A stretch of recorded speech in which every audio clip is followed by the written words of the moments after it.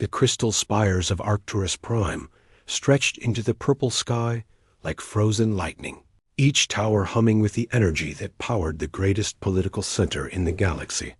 Inside the massive council chamber, 882 representatives from across known space gathered for their monthly session. The air buzzed with dozens of different languages, clicking sounds, harmonic tones, and electromagnetic pulses that served as communication for the various species that made up the Galactic Council. Ambassador Zexthai of the Vorthan Empire stood at the central podium, his 6 arms moving in ritual patterns as he prepared to address the assembly. His scaled hide gleamed under the artificial lighting, and his 3 eyes focused on the document floating before him.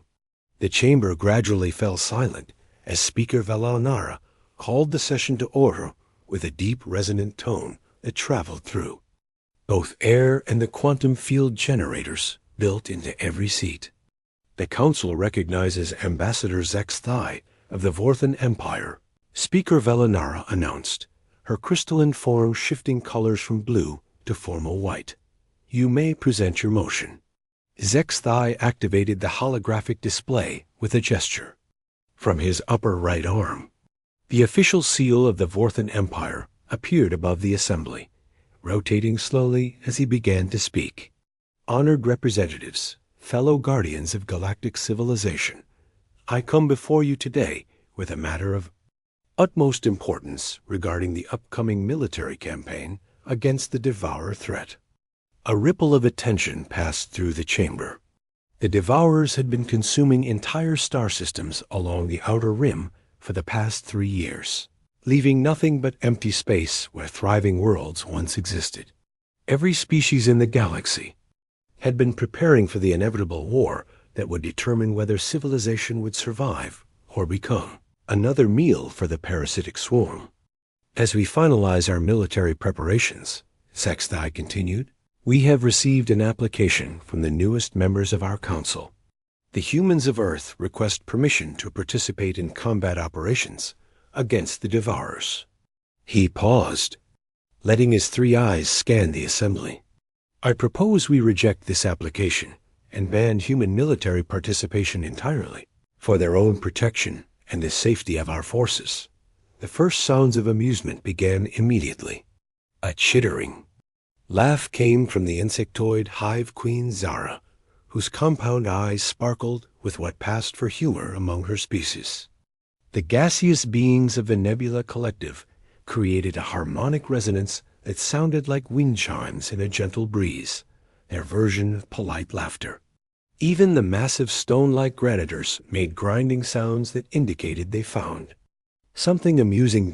In the observer gallery reserved for non-voting species, Captain Jake Morrison of the human colonial fleet sat perfectly still. His weathered face showed no expression as the laughter grew louder around him. Beside him, Lieutenant Lisa Carter shifted uncomfortably in her seat, her hand instinctively moving toward her service weapon before she caught herself and placed both hands firmly on her knees. The humans, Zexthai continued, raising his voice slightly over the growing amusement, are barely 2 centuries into space travel. Their technology is primitive compared to our standards.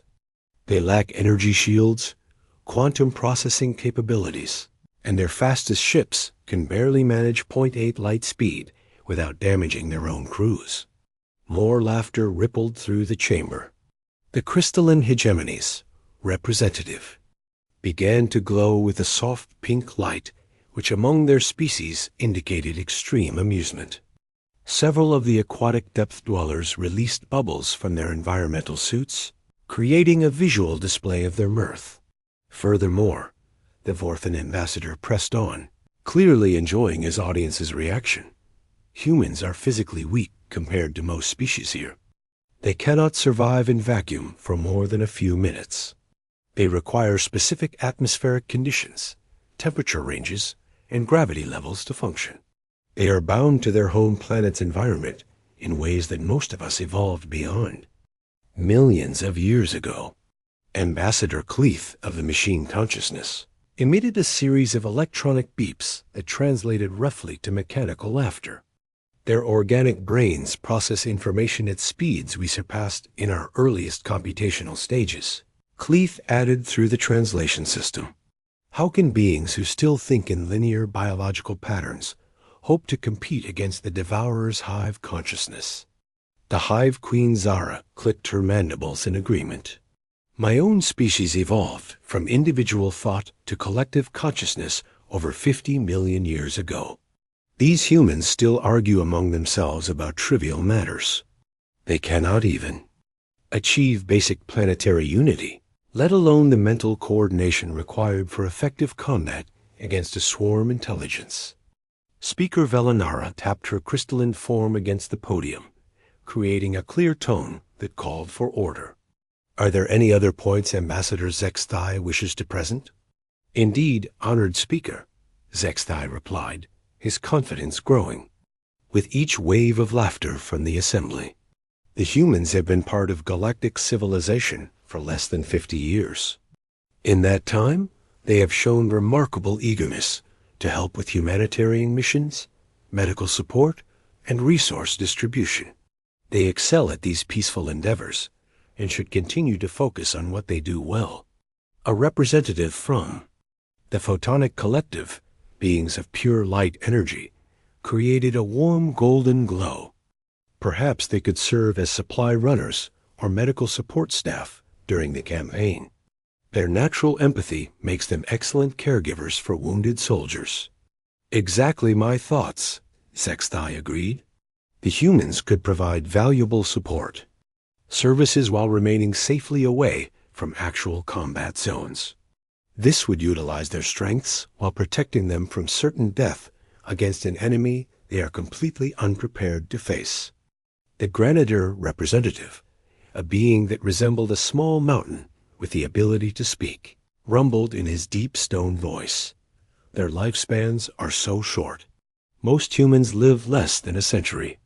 Why expose them to combat when they have so little time to contribute to galactic civilization through peaceful means? Jake Morrison watched the proceedings with the same calm expression he had maintained since entering the chamber. His military training had taught him to observe and gather information before acting. Lisa Carter, however, was growing more agitated with each dismissive comment. Her jaw was clenched tight enough that the muscles in her neck stood out clearly. The motion before us is simple, Zexthai announced, returning to the formal language. Required for official votes. Do we accept the human application for combat participation in the war against the Devourers, or do we reject it for their own protection and the efficiency of our military operations? I strongly recommend rejection. The electronic voting system activated throughout the chamber. Each representative's seat displayed their options in their native language or communication method. The massive display screens around the chamber began showing the vote tallies in real time. As decisions were registered. The numbers climbed rapidly. The rejection votes poured in from every corner of the galaxy. Advanced species who had fought wars across multiple dimensions voted to keep humans away from combat. Ancient civilizations that had survived cosmic disasters for millions of years agreed that humans needed protection. Even the warrior cultures like the Blade clans of Rigel voted to keep humans in support roles. Jake Morrison noticed that most of the positive votes for human participation came from species that had worked directly with humans on joint missions. The medical ship crews who had served alongside human doctors voted yes. The exploration teams that had included human scientists voted yes. But these were a tiny minority compared to the vast majority who knew humans only by reputation and basic statistics. The final tally appeared on the screens. 847 votes to reject human combat participation, 23 votes in favor, and 12 abstentions. The chamber erupted in pleased sounds from dozens of different species.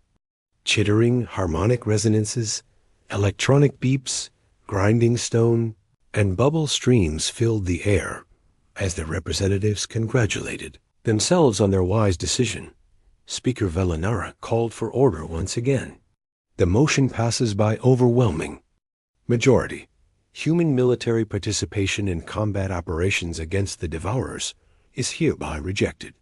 The humans will be offered support roles appropriate to their capabilities and experience level.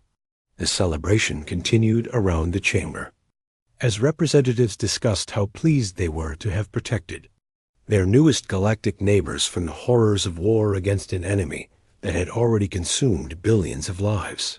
Across dozens of star systems. Jake Morrison slowly stood up in the observer gallery. His movement caught Speaker Velinara's attention, and she focused her crystalline sensors on him. Captain Morrison, do you wish to address the council? The chamber fell quiet, expecting either grateful acceptance of their protection or perhaps some emotional pleading from the rejected species. Jake Morrison straightened his uniform and spoke in a clear, calm voice that carried easily through the massive space. Honored Speaker, distinguished representatives, I thank you for your concern about human welfare and your desire to protect us from harm. His words were polite and formal, showing no hint of anger or disappointment. Before this decision becomes fee. Speaker Velinara's crystalline form shifted from white to a pale yellow, indicating mild curiosity mixed with polite tolerance. The assembled representatives settled back into their seats with the patient air of adults humoring a child's request to show them a drawing. The general mood in the chamber remained light and dismissive, with occasional bursts of quiet chittering and harmonic sounds as various species continued to congratulate themselves on their wise decision to protect the naive humans. Very well, Captain Morrison, Speaker Velinara announced, her voice carrying the formal tone reserved for procedural matters. The Council will allow 15 minutes for your presentation. Please keep in mind that our schedule today includes 17 other matters requiring attention, including final preparations for the Devourer campaign. Jake Morrison nodded respectfully and gestured to Lisa Carter, who activated her portable holographic projector. The device, small and unremarkable by galactic standards, connected to the chamber's main display systems with a series of soft beeps. The massive screens around the chamber dimmed as the human technology interfaced with the more advanced alien systems. Thank you for your time and patience, Jake Morrison said, his voice carrying clearly through the vast space. The material we are about to share was compiled by Dr. Alan Brooks at the Human War College on New Geneva. Dr. Brooks serves as our chief military historian and has spent his career studying human conflict patterns across our recorded history. The Vorthan ambassador Zex Thai leaned back in his seat, all 6 arms folded in a gesture that indicated amused tolerance. Around him, other representatives made similar gestures of polite but disinterested attention. The Hive Queen Zara cleaned her compound eyes with delicate movements of her front legs, clearly expecting to be bored by whatever primitive tribal conflicts the humans considered significant. Ambassador Cleeth of the Machine Consciousness ran a quick calculation through his quantum processors and announced the results to nearby representatives. Based on human development timelines, their entire recorded military history spans approximately 5,000 Earth years. My databases indicate this represents roughly 3,000 distinct conflicts, most involving primitive weapons and small population groups. Several representatives found this information amusing. The Granitor delegate rumbled quietly. 3,000 conflicts in 5,000 years? These humans seem incapable of maintaining peace for any significant period.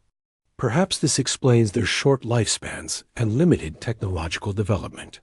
Lisa Carter finished her setup and looked to Jake Morrison for confirmation. The holographic display showed a simple title screen reading Human Military Conflicts. A brief overview, 3000 BCE to 2387 CE. Below the title, a timestamp indicated the presentation would run for 12 minutes and 37 seconds. What you are about to see Jake Morrison began, represents approximately 5,000 years of human warfare. We believe context is important when making strategic decisions about military capabilities and battlefield effectiveness. The Photonic Collective's representative created a soft blue glow, which among their species indicated polite skepticism. Captain Morrison, we appreciate your desire to share your species' history, but surely you understand that primitive conflicts have little relevance to modern warfare against a threat like the Devourers. Our own military records span millions of years and multiple galactic epochs. Of course, Jake Morrison replied calmly. We simply ask that you observe the material before making final judgments. Dr. Brooks has organized the presentation chronologically to provide proper context for human military development. The crystalline hegemony's representative began to glow with pale pink again, their version of gentle amusement. Very well, let us see these ancient human battles. Perhaps we can learn something about your species' early development stages. Lisa. Carter activated the main presentation. The holographic displays throughout the chamber came to life with images from ancient Earth. The first scenes showed primitive human warriors armed with bronze weapons. Their faces painted with crude pigments as they charged across battlefields that seemed tiny by galactic standards. Quiet laughter rippled through the chamber as the representatives observed humans fighting with swords, spears, and shields. The weapons looked absurdly primitive compared to the energy weapons and quantum disruptors that modern galactic military forces considered standard equipment. Look at their individual combat style, observed the Blade Clan representative, a warrior species that had conquered 17 star systems through personal combat prowess. They fight as separate units rather than a coordinated force. No wonder their conflicts were so numerous and inefficient. The presentation continued with scenes from ancient Mesopotamia, Egypt, and Greece. Human armies numbering in the thousands clashed across desert landscapes and mountain passes. The aliens watched with the detached interest of adults observing historical curiosities, occasionally commenting on the primitive nature of human tactics and weapons. Ambassador Zexthai pointed one of his arms toward the display. Notice how their warfare is entirely surface-based. They have no understanding of three-dimensional combat, orbital mechanics, or energy manipulation. These conflicts might as well be elaborate mating rituals for all their strategic value. The footage moved forward in time, showing Roman legions marching across Europe in perfect formation. The disciplined movements and organized tactics drew slightly more attention from the military-minded species in the assembly, but the general attitude remained dismissive. They do show some capacity for organization, admitted the Hive Queen. Zara. But observe how slowly they move and how vulnerable they are to environmental factors. A single energy bombardment from orbit would eliminate entire armies. Medieval battles appeared on screen, with armored knights charging across fields while archers filled the sky with arrows. The representatives found the sight of humans encasing themselves in metal particularly amusing, with several species commenting on how such primitive protection would be useless against modern weapons. They cover themselves in processed minerals. The machine consciousness representative observed through electronic translation. This suggests they understand their physical vulnerability, but lack the technology to address it properly. Fascinating. From an evolutionary perspective, the Renaissance period brought gunpowder weapons and early firearms. The sound of cannon fire echoed through the chamber's audio systems, causing some of the more sensitive species to adjust their hearing apparatus. The aliens watched with growing interest as human warfare began to incorporate explosive devices and projectile weapons. Now we see the beginning of their technological development, noted the Photonic Collective. Crude chemical reactions to propel metal projectiles. Still incredibly primitive, but it shows they can adapt their methods over time. Naval battles from Earth's Age of Sail filled the screens. wooden ships armed with dozens of cannons engaged in combat across Earth's oceans. The sheer scale of these battles, with hundreds of ships and thousands of sailors, began to draw more serious attention from the assembly. The depth dwellers, being an aquatic species, showed particular interest in human naval warfare. Their ocean combat shows more sophistication than their land battles. They understand three-dimensional movement in water, though their vessels are absurdly primitive. As the presentation moved into the 18th and 19th centuries, the scale of human conflicts began to expand dramatically. The Napoleonic Wars appeared on screen, showing armies of hundreds of thousands moving across entire continents. The American Civil War demonstrated industrial-scale warfare with railroads, telegraphs, and mass-produced weapons. Some representatives began to lean forward in their seats. The casual dismissal was still present, but a few species started to pay closer attention to the numbers appearing on screen. Casualty figures, army sizes, and production statistics scrolled past as the historical timeline advanced. Their population growth seems to accelerate during periods of conflict, observed the Graditor representative with some confusion. Most species experience population decline during major wars, but humans appear to reproduce more rapidly when faced with mortality. Threats. The presentation reached the late 19th century, and the first images of mechanized warfare appeared. Steam-powered ships, early aircraft, and industrial weapons factories filled the screens. The aliens watched humans beginning to harness their planet's resources for military production on a scale that seemed disproportionate to their technological level. Jake Morrison remained silent throughout the viewing, allowing the historical record to speak for itself. Lisa Carter monitored the alien reactions carefully, noting which species were beginning to show genuine interest versus those still treating the presentation as an amusing diversion. The timeline approached the 20th century, and the tone of the presentation began to shift subtly. The weapons grew larger, the armies more numerous, and the destruction more widespread. What had started as a quaint look at primitive warfare was gradually becoming something more serious. Speaker Valinara noticed the changing mood in the chamber and announced, "We have observed approximately half of your historical material, Captain Morrison. The Council appreciates the educational value, but we must proceed to ode the holographic display shifted to show trenches stretching across entire continents.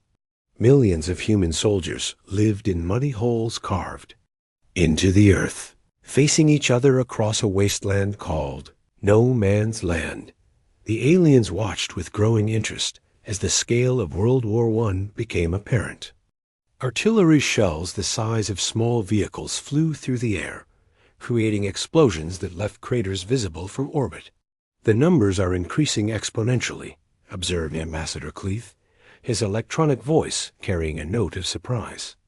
These humans are deploying military forces in the millions rather than thousands. How do they coordinate so many individual units without a hive consciousness? The footage showed human soldiers climbing out of their trenches and walking directly into machine gun fire. Thousands died in single battles, yet more humans kept advancing. The alien representatives watched in confused silence as waves of soldiers fell, were replaced, and fell again, day after day for years. Hive Queen Zara clicked her mandibles nervously. They continue attacking despite massive casualties. This behavior makes no tactical sense. Any rational species would retreat and find alternative strategies. The presentation moved to aerial combat, showing primitive aircraft engaging in dogfights above the battlefields. Human pilots flew machines that were barely controlled explosions, with open cockpits and no safety equipment. When shot down, they fell thousands of feet to certain death, yet more pilots immediately took their places. Their flying machines appeared to be designed without consideration for pilot survival, noted the Photonic Collective representative. The death rate among their aviators must be enormous, yet they continue to volunteer for these missions. Jake Morrison spoke for the first time since the presentation began. Human pilots in World War I had an average life expectancy of 11 days in combat. New pilots were trained and sent to replace them continuously throughout the war. Uncomfortable silence fell over the chamber. 11 days was barely a moment by galactic standards. Most alien species required years or decades to properly train. Military personnel, making each individual soldier extremely valuable. The idea of replacing trained pilots every 11 days seemed impossible to maintain. The naval warfare footage appeared next, showing battleships the size of small cities firing massive guns at each other across vast distances. Submarines stalked beneath the waves, sinking merchant vessels and warships alike. The scale of destruction was beginning to impress even the most dismissive representatives. Their industrial capacity is remarkable for such a young civilization, admitted the Granitor delegate. To build and maintain fleets of this size while simultaneously fighting on land suggests significant manufacturing capabilities. The World War I section concluded with casualty statistics that made several representatives shift uncomfortably in their seats. 20 million military deaths, 21 million wounded, 13 million civilian casualties. The numbers scrolled across the screen in stark white text against a black background. 37 million total casualties in a single conflict. Speaker Velanara announced, her crystalline form flickering between colors as she processed the information. This represents a significant percentage of their total planetary population. At the time, the presentation moved seamlessly into World War II, and the chamber fell completely silent. The scale of the new conflict dwarfed everything that had come before. Massive tank battles stretched across continents. Aircraft carriers launched hundreds of planes simultaneously. Industrial centers worked around the clock to produce weapons, vehicles, and ammunition on a scale that seemed impossible for a single planet. The footage showed the Battle of Stalingrad, where 2 million soldiers fought street by street, building by building, room by room for months. Human soldiers continued fighting with their bare hands when they ran out of ammunition. They used sharpened metal as weapons when their rifles broke. They fought in temperatures that would kill most alien species within minutes. The environmental conditions alone should have ended this battle, observed the Depth Dwellers representative. How do they maintain combat effectiveness in such extreme cold? The Pacific Theater appeared on screen, showing humans fighting across thousands of islands while engaging in naval battles that spanned entire oceans. Aircraft carriers the size of small cities dueled at distances where the crews could not even see their enemies. Submarines hunted each other in the deepest parts of Earth's oceans. Then came the footage that changed everything. The atomic bomb tests in the desert showed weapons that could level entire cities with single explosions. The mushroom clouds rose, higher than the atmosphere, visible from space. The aliens watched in stunned silence as the destructive power of nuclear weapons became apparent. They have developed planet-killing weapons, whispered the crystalline hegemony representative, her form turning a deep red that indicated shock and fear. Weapons that could sterilize entire worlds. The presentation showed the bombing of Hiroshima and Nagasaki. Cities that had existed for centuries vanished in seconds, replaced by radioactive wasteland. The alien representatives stared at the footage of total destruction, unable to process what they were seeing. 200,000 civilian deaths. In 2 attacks, Jake Morrison stated quietly. The war ended 6 days after the second bomb was dropped. The chamber remained absolutely silent. No chittering, no harmonic resonances, no electronic sounds. 882 representatives from across the galaxy sat in complete quiet as they absorbed the implications. Humans had not only developed weapons, capable of destroying entire cities. They had actually used them against their own species. The Cold War era began immediately after, showing an arms race that lasted for decades.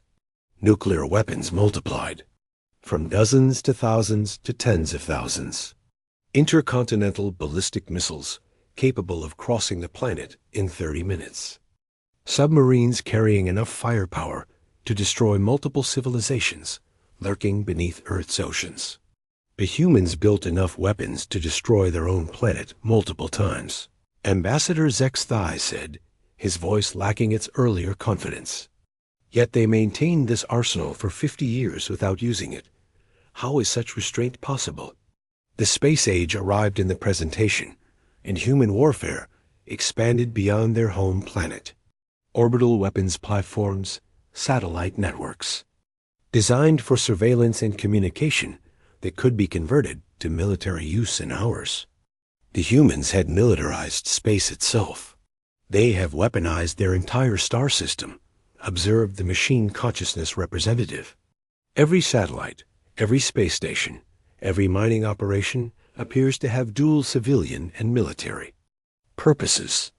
The presentation showed human forces training for combat in vacuum, underwater, in toxic atmospheres, and in gravitational fields that would crush most alien species. Soldiers practiced fighting while wearing full environmental suits, in zero gravity, and on worlds with atmospheres that were pure poison. Look at their environmental adaptability, a Hive Queen Zara said, her voice filled with something approaching. Respect. They prepare to fight anywhere, under any conditions, even environments that would kill them without protective equipment. The Mars Colonial War appeared on screen, showing human fleets engaging in three-dimensional combat across an entire star system. Ships maneuvered in complex patterns through asteroid fields while firing weapons that could crack small moons.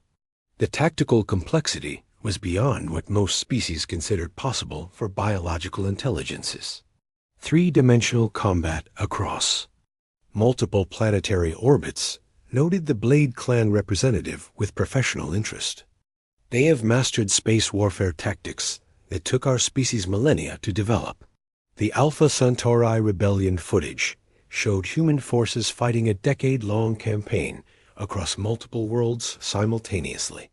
Soldiers in powered armor battled in environments ranging from frozen methane worlds to planets with crushing gravity. Supply lines stretched across interstellar distances while combat operations continued without pause. 10 years of continuous interstellar warfare, Speaker Valinara announced, her voice barely above a whisper. They maintained combat operations across multiple star systems for an entire decade without their forces losing effectiveness. The most disturbing footage came from recent training exercises. Human soldiers practiced fighting with severed limbs, continued combat operations while suffering from radiation poisoning, and trained to operate equipment while dying from injuries that would incapacitate any other known species. They train to fight while dying, the Photonic Collective representative observed with something approaching horror. This is not survival instinct. This is deliberate preparation to continue combat even after receiving fatal wounds. The presentation showed human engineering teams designing weapons specifically to function after the operator's death. Dead man switches, delayed activation systems, and automated weapons that would continue fighting even if their crews were killed. Every piece of human military equipment seemed designed with the assumption that its operators would not survive to use it multiple times. Cheek Morrison watched the alien representatives process what they were seeing. The dismissive laughter had vanished.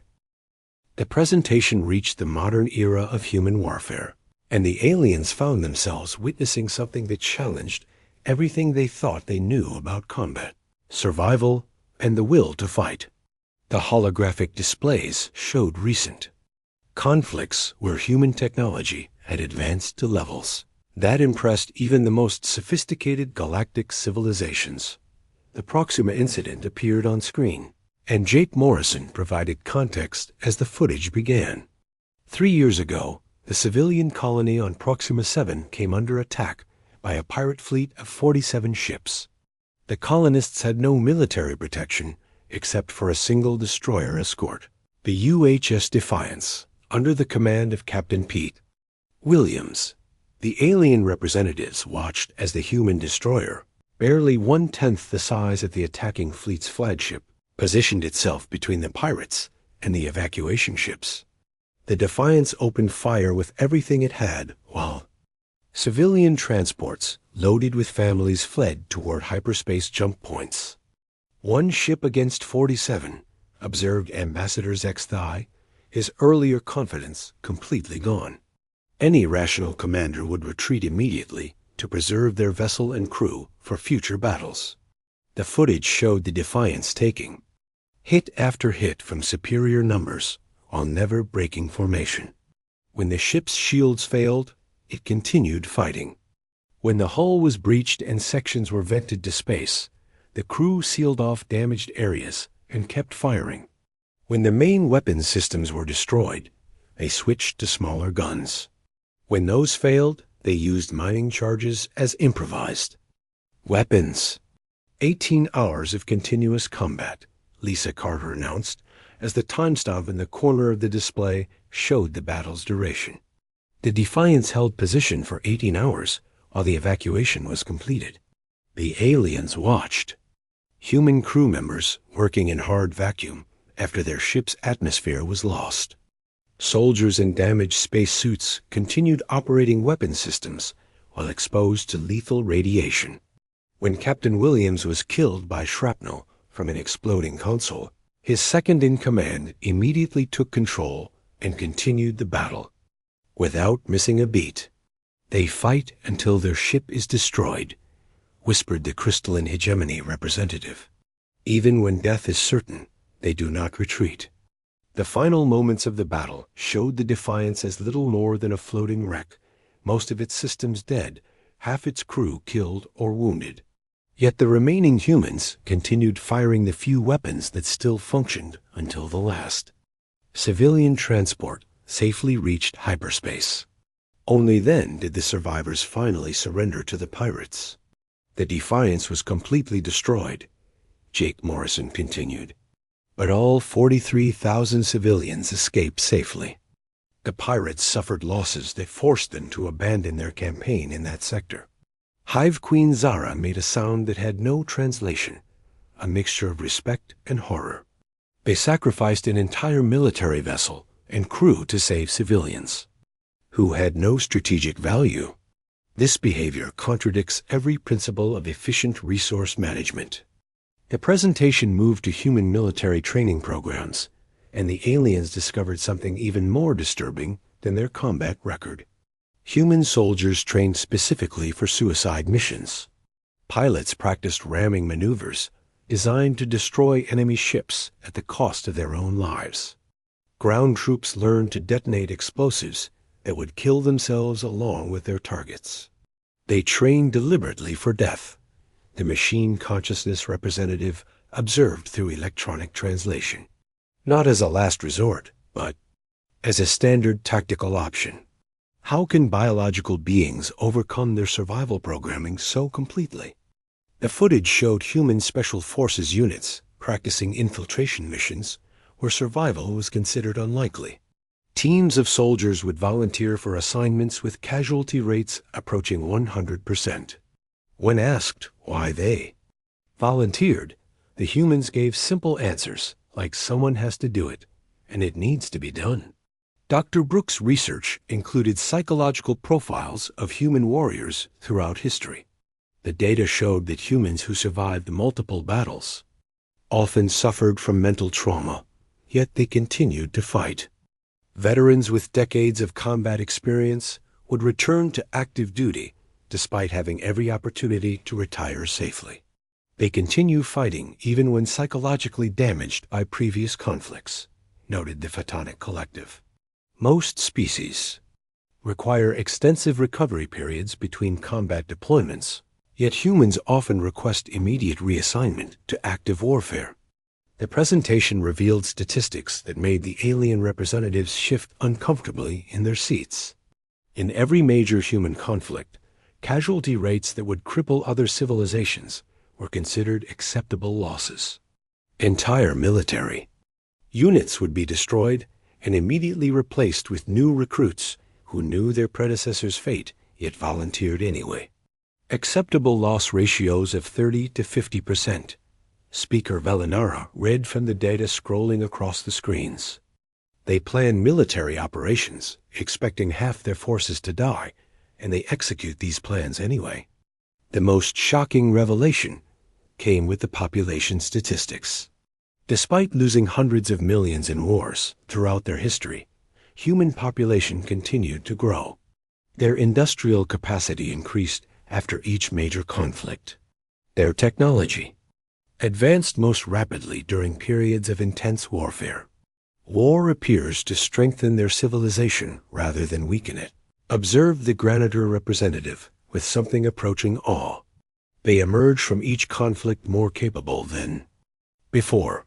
This contradicts every known pattern of military development. The presentation showed human medical facilities specifically designed to treat combat injuries. Hospitals that could perform surgery on soldiers while battles raged around them. Medical personnel who would risk their own lives to save wounded. Enemies. Doctors who continued treating patients while under direct enemy fire. They provide medical care to their enemies, the Depth Dwellers representative noted with confusion. They will risk their own lives to heal those who were trying to kill them moments before. How is such behavior strategically beneficial? The footage revealed human rules of engagement that required soldiers to protect civilians even at the cost of tactical advantage. Military units would abandon strong defensive positions to rescue non-combatants. Commanders would risk entire operations to minimize civilian casualties. They handicap themselves during combat to protect those who cannot fight, Ambassador Cleef observed. They accept higher casualty rates among their own forces rather than harm non-combatants. This level of self-imposed restriction is unprecedented. The presentation showed human prisoner of war camps where enemy soldiers received the same food, medical care, and shelter as human personnel. Captured enemies were treated according to strict codes of conduct that often exceeded the care provided to human civilians in peacetime. They spend resources caring for captured enemies while their own people face shortages, the Blade Clan representative said with obvious bewilderment. They feed and heal those who would kill them if released. What tactical advantage does this provide? Jake Morrison answered quietly. It provides no tactical advantage. We do it because we believe it is right. The aliens fell silent again as they processed this information. The concept of deliberately accepting disadvantages based on moral principles, rather than strategic benefit, was incomprehensible to most. Galactic civilizations. The presentation revealed the final and most disturbing truth about human warfare. Throughout their history, humans had developed increasingly destructive weapons, yet they consistently showed restraint in using them. Nuclear weapons capable of destroying their entire planet remained unused after the first two demonstrations. Chemical and biological weapons were banned by international treaty despite their effectiveness. They create ultimate weapons, then refuse to use them, the Photonic Collective representative observed. They possess the capability to destroy their enemies completely, yet they choose limited warfare instead. This behavior is completely irrational from a strategic perspective. The footage showed human military cemeteries stretching beyond the horizon. Millions of graves marked with simple stones, each representing a soldier who died, believing their sacrifice would protect others. The rows seemed endless, yet new soldiers continued to volunteer for service despite knowing they might join those silent ranks. Every human soldier knows they are mortal, Jake Morrison said as the cemetery footage continued. Every human warrior accepts that they will likely die in service. We do not fight because we are the strongest or the fastest or the most advanced. We fight because when something threatens what we protect, we do not stop until either we are dead or it is. The presentation moved to its final segment, showing human forces preparing for the war against the Devourers. Soldiers trained for combat against an enemy that consumed entire worlds. They practiced fighting in environments where defeat meant not just death, but complete absorption into an alien consciousness that would use their knowledge against other humans. They prepare to fight an enemy that can assimilate their minds. Hive Queen Zara observed with what might have been respect. Defeat against the Devourers means their own thoughts and memories become weapons against their species. Yet they volunteer anyway. The final image appeared on screen. A single human soldier standing at attention, weapon the silence stretched across the massive chamber like a physical presence. 882 representatives from the most advanced civilizations in the galaxy sat motionless in their seats, struggling to process what they had witnessed. The casual dismissal that had filled the air just minutes before was gone, replaced by something much heavier and more complex. Speaker Velinara's crystalline form flickered through several colors, before settling on a deep blue that indicated profound uncertainty. Her voice, when she finally spoke, carried none of its earlier formal authority. Captain Morrison, that was ... educational. The Council requires time to discuss these new considerations. The word educational seemed completely inadequate for what had just occurred. The alien representatives looked as though they had witnessed something that challenged their fundamental understanding of warfare, sacrifice, and what it meant to be a sentient species. Several delegates appeared to be in various states of shock. Ambassador Izexthai, who had opened the session with such confidence about protecting the weak humans from certain death, now sat with all 6 arms hanging limply at his sides. His 3 eyes stared at the darkened display screens, where the final image of the anonymous human soldier had appeared moments before. When he tried to speak, only a soft clicking sound emerged from his throat. The motion to ban human military participation, he finally managed to say, his voice barely audible, perhaps requires reconsideration in light of this additional information.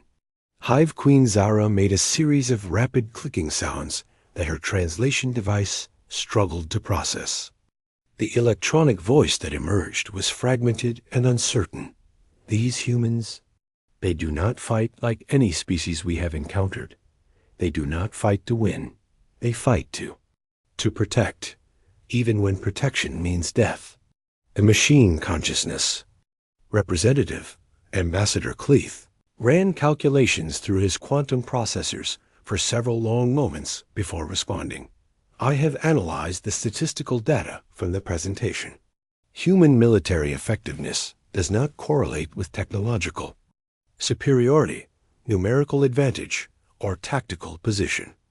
Their effectiveness appears to correlate with the perceived importance of what they are defending. Several representatives turned to look at Cleeth, waiting for elaboration. His electronic voice continued with something approaching confusion. They fight harder when the odds are worse. They become more dangerous when facing certain death. This behavior contradicts all logical military doctrine. The crystalline hegemony's representative had turned a deep red color that indicated extreme agitation. They trained their soldiers to die, not as a last resort, but as a deliberate tactical choice. How do you defeat an enemy that considers death an acceptable outcome for every engagement? The photonic collective began to pulse with irregular light, patterns that suggested internal debate among their collective consciousness. We have witnessed civilizations that fight for territory, resources, or survival. We have never observed a species that fights for abstract concepts like honor, duty, or the protection of others. How do you negotiate with beings who value ideas more than their own lives? The depth dwellers released a stream of bubbles from their environmental suits, creating a visual display of agitation. In our oceanic wars, we fight until the cost exceeds the benefit. These humans appear to fight regardless of cost. They continue combat even when they have already lost everything. They were fighting to protect. Jake Morrison remained standing calmly in the observer gallery, his expression unchanged throughout the aliens' confused discussions. Lisa Carter stood beside him, her military bearing perfect, but her eyes showing a hint of satisfaction at the dramatic shift in the chamber's mood. The Granitor representative, whose species had conquered multiple star systems through superior firepower and tactical excellence, rumbled in his deep stone voice. "We have made an error in judgment. These humans do not fight like prey animals seeking to survive. They fight like forces of nature, unstoppable and inevitable." Speaker Velinara called for order, though her usual authority was diminished. The council must recess to properly consider this new information. "Captain Morrison, the human delegation may remain available for consultation while we deliberate." "Of course, honored speaker," Jake Morrison replied, with the same calm politeness he had maintained throughout the session. "We await your decision, and remain ready to serve alongside our galactic neighbors in whatever capacity you deem appropriate." As the representatives began to file out of the chamber, their conversations were hushed and urgent. The casual confidence that had marked the beginning of the session was completely absent. Instead, the aliens moved with the careful deliberation of beings who had discovered something that fundamentally challenged their worldview. The Blade Clan representative approached Jake Morrison directly, his warrior's instincts recognizing something in the human that he had missed before. "Captain Morrison, my species has fought wars across 17 star systems. We pride ourselves on our combat prowess and tactical excellence. Yet what we witness today suggests that humans approach warfare from a completely different perspective than any known civilization." Jake Morrison nodded respectfully. "Every species brings their own strengths to combat, honored warrior. Humans simply bring what we have learned from our own history and experience." "But your experience," the Blade Clan representative continued, "includes accepting casualty rates that would destroy the fighting spirit of any other species. Your soldiers volunteer for missions where survival is impossible. How do you maintain military morale when death is not just likely but expected?" "Because we fight for things that are more important than our individual survival," Jake Morrison answered simply. "When humans die in battle, they die knowing that their sacrifice protects something they value more than their own lives. That knowledge makes death acceptable, even honorable." The alien warrior stood silently for several moments before responding. "My species will vote to approve human military participation. Warriors who fight as you have shown deserve to stand alongside any force in the galaxy." Similar conversations were taking place throughout the chamber as representatives struggled to understand what they had learned. The Vorthan Empire's delegation huddled together, their 6 arms gesturing rapidly as they debated among themselves.